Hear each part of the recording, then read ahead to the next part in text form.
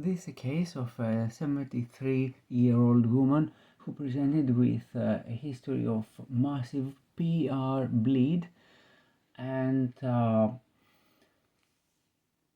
diarrhea and possible diagnosis of colitis. CT scan angiogram was performed. Let's go directly to the finding. Here is the distal transverse colon, and we can see the IV contrast arterial blush. However, this is a portal venous phase, but we have the post-contrast and the arterial phase, so let's compare the images. Here is the post-contrast. This is the pre-contrast image. Here is the post-contrast in arterial phase and here in portal venous phase. There is no hyperdensity in the pre-contrast.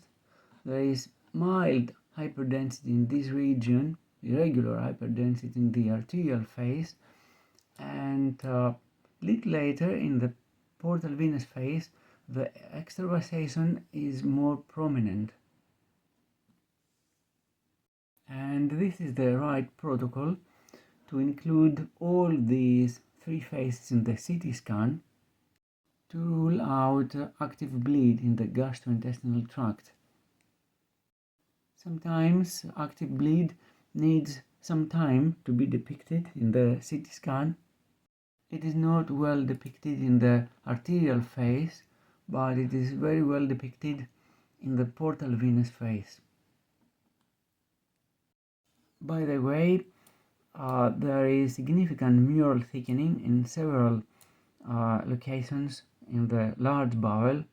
Here is the ascending colon and the right colonic curvature. We can see that there is significant thickening, edema, and mucosal enhancement.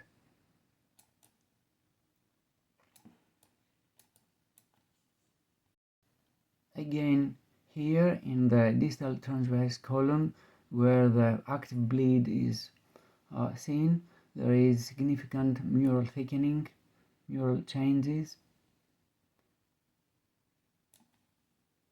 The findings are highly suggestive of colitis with this complication. The region of active bleed in coronal view, we can see the significant mural thickening of the large bowel and the extravasation, the active bleed.